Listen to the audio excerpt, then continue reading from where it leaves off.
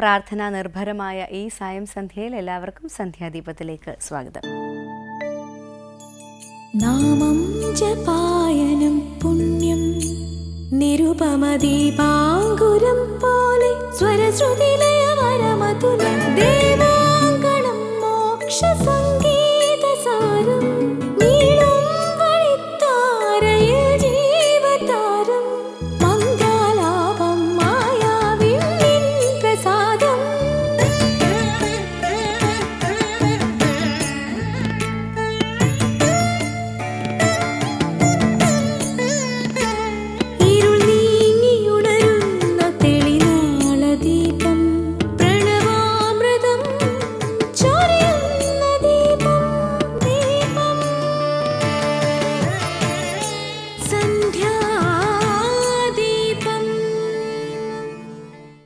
ഒരിക്കൽ ഒരു ഗുരുവും ശിഷ്യരും ആശ്രമത്തിലിരിക്കെ ഒരാൾ കുറേ പഴങ്ങൾ അവിടെ സമർപ്പിച്ചു.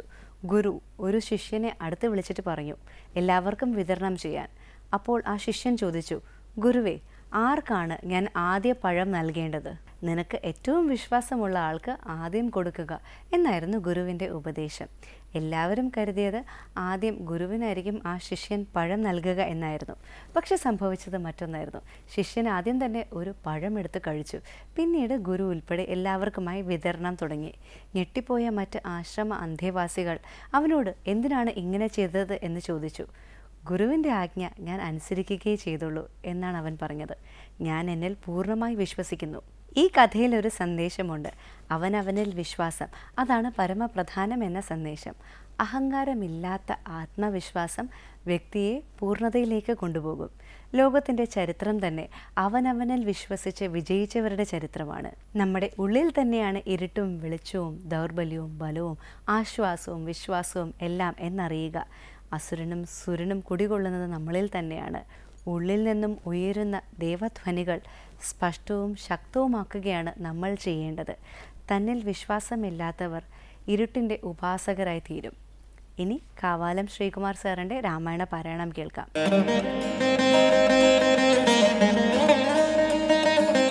തത്ര നിമിത്തമാത്രം ഞാനതിനൊരു കർത്താവു നീ, രാജ്യഭോക്താവും നീയത്രേ. വത്സ മമത്വം ബഹി പ്രാണനാകയാൽ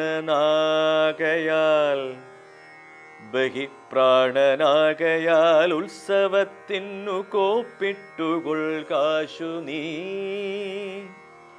മത്സമനാകുന്നതും ഭവാൻ നിർണയം, മത്സരിപ്പാനില്ലതിന്നു നമ്മോടാരും. ഇത്തരമോരോന്നരുൾ ചെയ്തിരിക്കുമ്പോൾ പൃഥ്വീന്ദ്രഗേഹം പ്രവിശ്യ വസിഷ്ഠനും വൃത്താന്തമെല്ലാം ദശരഥൻ തന്നോടു ചിത്തമോദാലറിയിച്ചു സമസ്തവും. രാജീവ സംഭവനന്ദനൻ തന്നോടു രാജാ ദശരഥൻ ആനന്ദപൂർവകം രാജീവനേത്രാഭിഷേക വൃത്താന്തങ്ങൾ പൂജാവിധാനേന ചൊന്നതു കേൾക്കയാൽ കൗസല്യയോടും സുമിത്രയോടും ചെന്നു കൗതുകമോടറിയിച്ചാനൊരു പുമാൻ. സമ്മോദമുൾക്കൊണ്ടതു കേട്ട നേരത്തു നിർമ്മലമായൊരു മാല്യവും നൽകിനാൾ. കൗസല്യയും തനയാഭ്യുദയാർത്ഥമായി കൗതുകമോടു പൂജിച്ചിതു ലക്ഷ്മിയെ. നാഥേ മഹാദേവി നീയേ തുണയെന്നു ചേതസി ഭക്ത്യാ വണങ്ങി വാണിടിനാൾ. ഇനി രാമായണ ദർശനം. ശ്രീരാമനെ രാജ്യഭരണം ഏൽപ്പിക്കാൻ പോകുന്ന വാർത്ത പൃഥ്വിയരിൽ നിന്നും അറിഞ്ഞ കൗസല്യ അത്യന്തം സന്തുഷ്ടയാകുന്ന സന്ദർഭമാണ് സ്വാമി ചിദാനന്ദപുരി രാമായണ ദർശനത്തിൽ ഇന്ന് വ്യാഖ്യാനിക്കുന്നത്.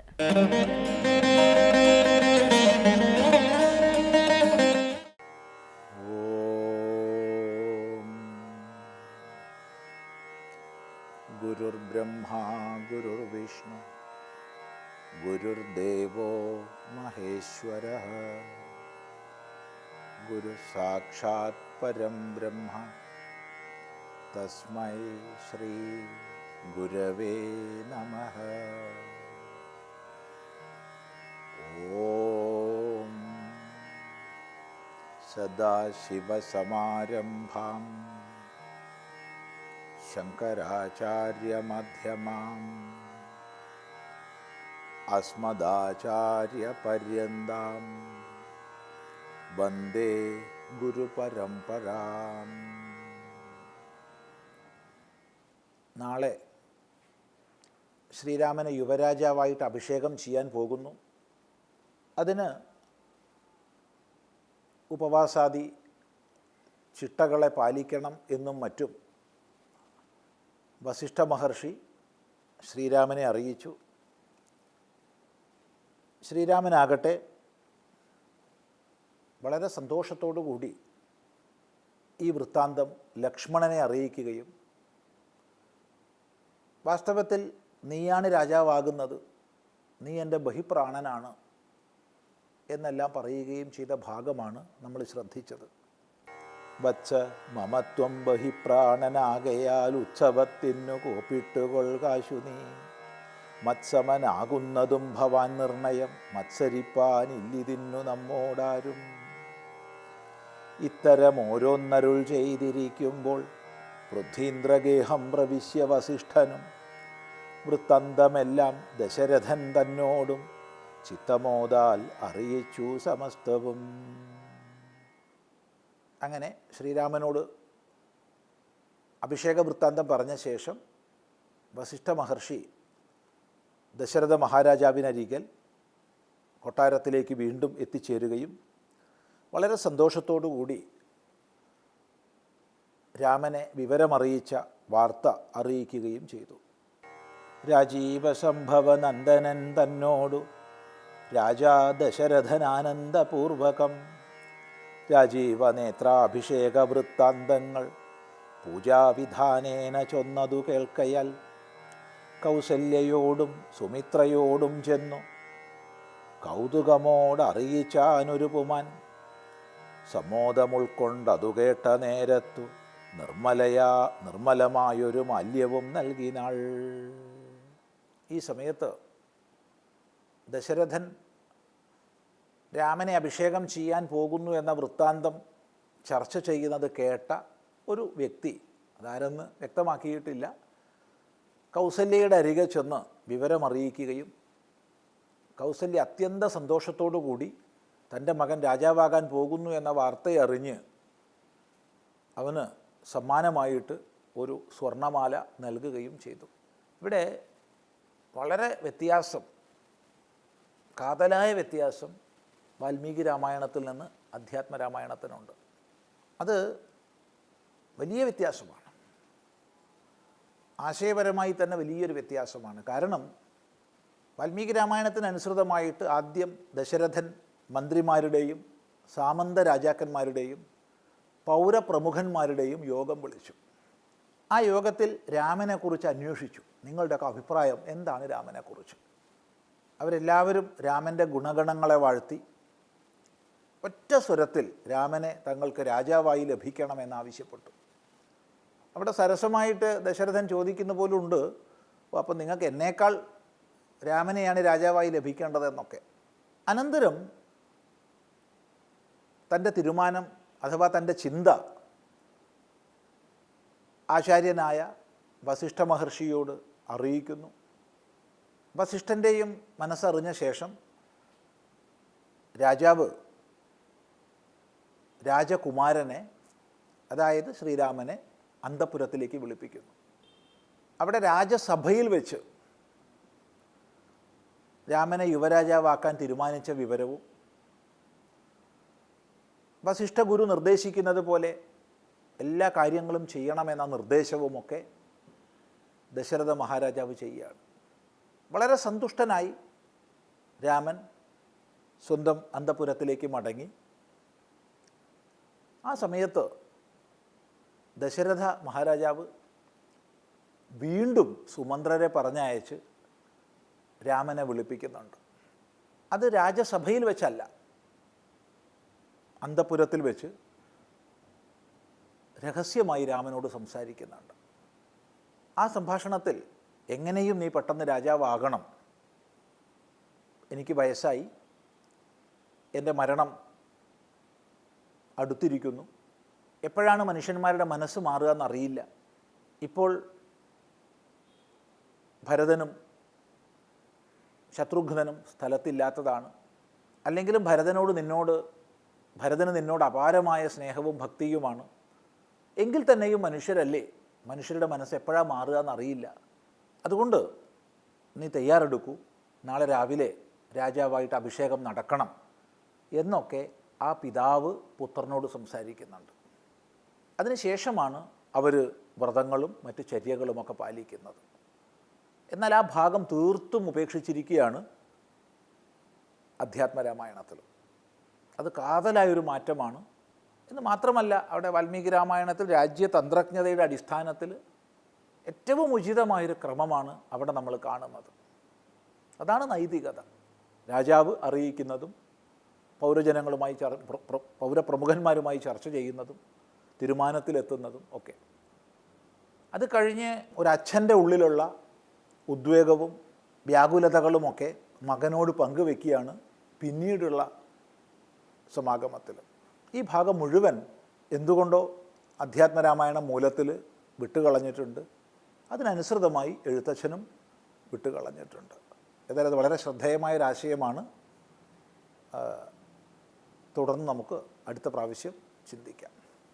ശ്രീരാമനെ രാജാവാക്കുന്ന വിവരം ദശരഥൻ പൗരപ്രമുഖരും മറ്റുമായി ചർച്ച ചെയ്യുന്ന രാജതന്ത്രജ്ഞതയെ അധ്യാത്മരാമായണത്തിലും കിളിപ്പാട്ടിലും തിരസ്കരിച്ചതിനെക്കുറിച്ചാണ് സ്വാമിജി ഇന്ന് വ്യക്തമാക്കിയത്. തുടർന്നുള്ള ഭാഗം നാളെ കേൾക്കാം.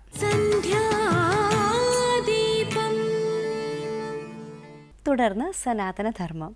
ധർമ്മത്തെ ആചരിക്കുകയും മറ്റുള്ളവരെ ആചരിക്കാൻ പ്രേരിപ്പിക്കുകയും ചെയ്യുന്ന ആളാണ് ആചാര്യൻ. ആചാര മഹത്വത്തെക്കുറിച്ചാണ് സ്വാമിനി അതുല്യാമൃത പ്രാണ സനാതനധർമ്മത്തിൽ സംസാരിക്കുന്നത്.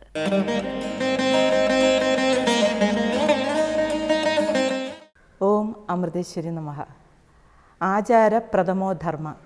ആചരണത്തിലാണ് ധർമ്മത്തിൻ്റെ പൊരുൾ നിലനിൽക്കുന്നത് എന്ന സത്യം അർജുനനിലൂടെ ലോകത്തിന് സമർപ്പിച്ചത് എങ്ങനെയെന്ന് നോക്കാം. യത്യദാചരതി ശ്രേഷ്ഠ തത്തത്തേവേത്തരോജനഃ സയത് പ്രമാണം കുരുതേ ലോകസ്തതനു വർത്തതേ.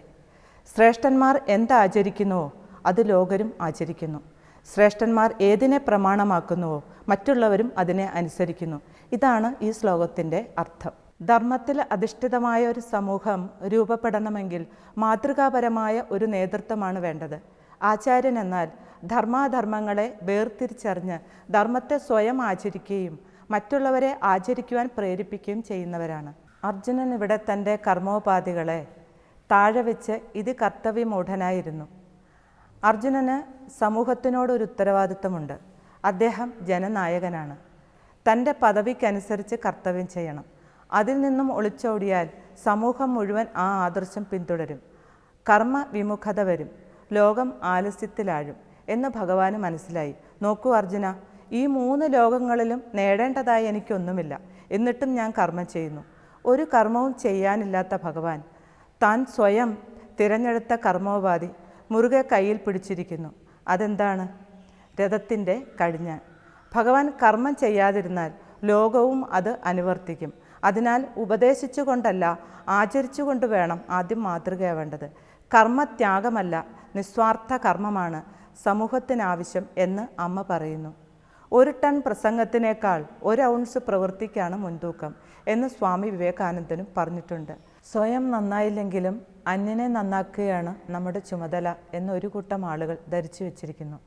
അങ്ങനെയുള്ളവർ സമൂഹത്തെ ചൂഷണം ചെയ്ത് സ്വന്തം സുഖത്തിനായി പരിശ്രമിക്കുന്നു. ഇന്നത്തെ കാലത്ത് ഭരണമെന്നാൽ ചരടുവലികളും സ്ഥാനമാനങ്ങളും ആണെന്ന് തെറ്റിദ്ധരിക്കപ്പെട്ടിരിക്കുന്നു. ധാർമ്മികമായ മൂല്യത്തിൽ ഉറച്ചു നിന്നുകൊണ്ട് സർവർക്കും ക്ഷേമം വരണമെന്ന സതുദ്ദേശത്തോട് ചെയ്യുന്ന കർമ്മമാണ് ഭരണം. ഇങ്ങനെയാണ് ഭഗവാൻ ശ്രീരാമനും ശ്രീകൃഷ്ണനും ഭരിച്ചു മാതൃക കാട്ടിയത്. അതിനാൽ യഥാ രാജ തഥാ പ്രജ എന്ന സ്ഥിതി സമൂഹത്തിൽ വന്നു. ആ ധാർമ്മികതയുടെ പ്രതിഫലനമല്ലേ മനുഷ്യരിലും പ്രകൃതിയിലും കാണാൻ സാധിച്ചത്.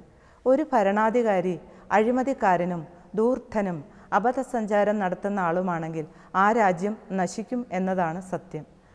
അനുകരണശീലരാണ് മനുഷ്യർ. ആരെങ്കിലുമൊക്കെ അനുകരിക്കുന്ന ശീലം എല്ലാവരിലും കാണാം. കുഞ്ഞുങ്ങൾ തൻ്റെ അച്ഛനമ്മമാരെ, അധ്യാപകരെ, എന്തിന് ഭഗവാൻ ശ്രീരാമനെയും ശ്രീകൃഷ്ണനെയും വരെയും അനുകരിച്ച് കാണുന്നു. യുവാക്കളാണെങ്കിൽ കായിക താരങ്ങളെയോ സിനിമാ താരങ്ങളെയോ സാംസ്കാരിക നായകന്മാരെയോ അനുകരിക്കുന്നത് കാണാം. അവരുടെ ഡ്രസ്സ്, ഹെയർ സ്റ്റൈല്, സംസാരം, നടത്തം, ആക്ഷൻ ഒക്കെ അനുകരിക്കുന്നു. സ്വയം ചിന്തിക്കുകയും വിവേകബുദ്ധി ഉപയോഗിച്ച് ജീവിക്കുന്നവർ വളരെ കുറവാണെന്ന് നമുക്ക് തോന്നിപ്പോകും. അനുകരണം മാറിക്കൊണ്ടേയിരിക്കും. ഇന്ന് ഇഷ്ടമുള്ള വ്യക്തിയെയോ വസ്തുക്കളെയോ അനുകരിക്കുന്നുവെങ്കിൽ നാളെ അതിനേക്കാൾ സുന്ദരമായത് കണ്ടാൽ ഇത് വിട്ട് അതിൻ്റെ പുറകെ പോകും. ഇതാണ് മനുഷ്യൻ്റെ സ്വഭാവം. ഒരിക്കലും നമ്മൾ നമ്മളായിരിക്കില്ല, മറ്റുള്ളവരായിരിക്കാനാണ് നമുക്കിഷ്ടം. കുടുംബജീവിതത്തിലും ഇത് തന്നെയല്ലേ കാണുന്നത്? അച്ഛൻ തൻ്റെ മകനെ സദാ ഉപദേശിക്കുമായിരുന്നു, സത്യം പറയണം, നുണ പറയരുത് എന്ന്. ഒരു ദിവസം അച്ഛനെ കാണാൻ കുറച്ചു പേർ വരുന്നത് ദൂരെ നിന്ന് കണ്ട അച്ഛൻ മോനോട് പറഞ്ഞു, മോനെ, അവർ ചോദിക്കുമ്പോൾ അച്ഛൻ ഇവിടെ ഇല്ല എന്ന് പറയണം. ഈ അച്ഛനെയല്ലേ മകനും അനുകരിക്കുക. ആശാനക്ഷരം ഒന്ന് പിഴച്ചാൽ 51 പിഴയ്ക്കും ശിഷ്യൻ എന്ന ഒരു ചൊല്ലുണ്ട്. ആത്മീയമായ ആചരണത്തിലും അനുകരണമുണ്ട്. ഇത് പറയുമ്പോൾ ഒരു കഥ ഓർമ്മ വരികയാണ്. ഒരു സന്യാസി പൂജ ചെയ്യാനുള്ളൊരു ചെമ്പുപാത്രം എപ്പോഴും കൊണ്ടു നടക്കുക പതിവായിരുന്നു. ഒരിക്കൽ നദിക്കരയിൽ കുളിക്കാനായി ഇറങ്ങി. ചെമ്പുപാത്രം നദിയിൽ ഒരു കുഴിയുണ്ടാക്കി അതിൽ വെച്ചു. അതിൻ്റെ മുകളിലായി മണ്ണുകൊണ്ടൊരു ശിവലിംഗമുണ്ടാക്കി അടയാളമാക്കി വെച്ചു. കാരണം ആ നദിയിൽ കുളിക്കാനായി ധാരാളം ജനങ്ങൾ വന്നും പോയും ഇരിക്കുന്നതിനാൽ തൻ്റെ പൂജാപാത്രം നഷ്ടപ്പെടരുതേ എന്ന ഉദ്ദേശത്തോടെയാണ് അങ്ങനെ ചെയ്തത്. സന്യാസി കുളി കഴിഞ്ഞ് തിരിച്ചു വന്നപ്പോൾ നദിക്കരയിൽ ധാരാളം ശിവലിംഗങ്ങൾ. ഒരു സന്യാസി ശിവലിംഗം ഉണ്ടാക്കുന്നത് കണ്ടപ്പോൾ ഇത് ആചാരത്തിൻ്റെ ഭാഗമാണെന്ന് കണ്ട് വരുന്നവരെല്ലാം അങ്ങനെ തന്നെ ചെയ്തു. പൂജാപാത്രം നഷ്ടപ്പെട്ട വ്യസനത്തോടെ സന്യാസി നടന്നു നീങ്ങി. ഒരു ഇമിറ്റേഷൻ എല്ലാവരുടെ ഉള്ളിലും ക്രിയേറ്റ് ചെയ്യുന്നുണ്ട്. ഒരാൾ നടന്നാൽ ആ വഴി എല്ലാവരും നടക്കും. മനുഷ്യനെ വാർത്തെടുക്കാൻ പുസ്തകങ്ങളും ഇൻ്റർനെറ്റും വിവരശേഖര ഉപാധികളും മാത്രം പോരാ. ജീവിച്ച് കാണിക്കുന്ന മാതൃകകളെയാണ് ആവശ്യം. പൂർണ്ണരായുള്ള വ്യക്തിത്വങ്ങളെ വേണം നമ്മൾ അനുകരിക്കേണ്ടത്. കേടുവന്ന അച്ചുകൊണ്ട് ശില്പങ്ങൾ ഉണ്ടാക്കിയാൽ എല്ലാ ശില്പങ്ങളിലും ആ കേട് ഉണ്ടായിരിക്കും എന്ന് അമ്മ പറയാറുണ്ട്. ഇതുപോലെ അപൂർണതയുള്ള വ്യക്തിത്വങ്ങളെ അനുകരിച്ചാൽ എല്ലാവരിലും ആ അപൂർണത നിഴലിച്ച് കാണും. ഏറ്റവും മനോഹരമായ ഗ്രന്ഥം ജീവിതം തന്നെയാണ്. ചിന്തയിലും വാക്കിലും പ്രവൃത്തിയിലും നൈർമല്യം പുലർത്തുന്ന പ്രബുദ്ധമായ മനസ്സുള്ളവർക്ക് മറ്റുള്ളവരെ നന്മയിലേക്ക് ഉയർത്താൻ സാധിക്കുകയുള്ളൂ. വേദികളിൽ പ്രസംഗിച്ച് കയ്യടി നേടാനുള്ള വെറും വാക്കല്ല, സ്വജീവിതത്തിൽ ആചരിച്ച് കാണിക്കുമ്പോഴാണ് സമൂഹം മുഴുവൻ അതിലേക്ക് ആകർഷിതരാകുന്നത്. അമ്മയുടെ ജീവിതത്തിലെ ഓരോ ചലനങ്ങളും സസൂക്ഷ്മം നിരീക്ഷിച്ചാൽ അമ്മ പറയുന്നതെല്ലാം അമ്മ ആചരിച്ച് കാണിച്ചിട്ടുണ്ടെന്ന് നമുക്ക് മനസ്സിലാക്കാൻ കഴിയും. അമ്മയ്ക്ക് ഈ ലോകത്തു നിന്നും ഒന്നും നേടാനില്ല, എന്നിട്ടും അമ്മ കർമ്മം ചെയ്തുകൊണ്ടേയിരിക്കുന്നു. ആർക്കു വേണ്ടി? ലോകമംഗളത്തിന് വേണ്ടി. അമ്മയുടെ ജീവിതം തന്നെയാണ് അമ്മയുടെ സന്ദേശവും. ഈ ശ്ലോകത്തിന് വേണ്ടി ജീവിക്കുന്ന ഉദാഹരണമാണ് അമ്മ. അമ്മ ആചരിച്ച് കാണിച്ചു തരുന്ന വഴിയിലൂടെ മുന്നോട്ട് പോകുമ്പോൾ നമ്മുടെ വ്യക്തിത്വവും പൂർണ്ണമാകുന്നു. ഓം അമൃതേശ്വരി നമഃ. ധർമ്മം നിലനിൽക്കുന്നത് ആചാരത്തിലാണ്. ശ്രേഷ്ഠന്മാർ എന്ത് ആചരിക്കുന്നുവോ ലോകർ അത് അനുഷ്ഠിക്കുന്നു. ശ്രേഷ്ഠന്മാർ ഏതൊന്നിനെ പ്രമാണമാക്കുന്നുവോ മറ്റുള്ളവർ അത് അനുസരിക്കുന്നു.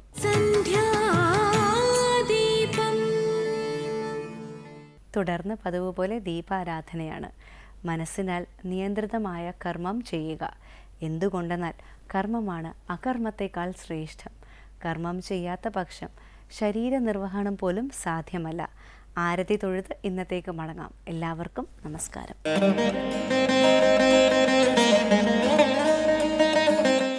നമഃ ശിവാഭ്യാം നവയൗവനാഭ്യാം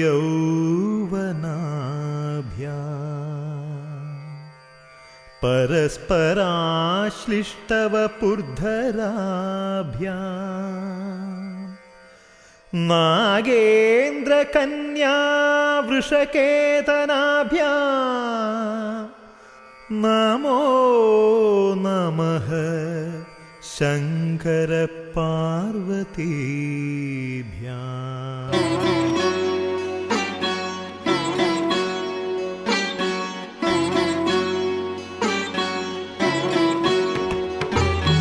रत्नैः कल्पितमानसं हिमजलैः स्नानं च दिव्याम्बरं नानारत्नविभूषितं मृगमदामोदाङ्कितं चन्दनं जातिचम्पकबिल्वपत्ररचितं पुष्पं च धूपं तथा दीपं देवदयानिधे पशुपते हृत्कल्पितं गृह्यताम्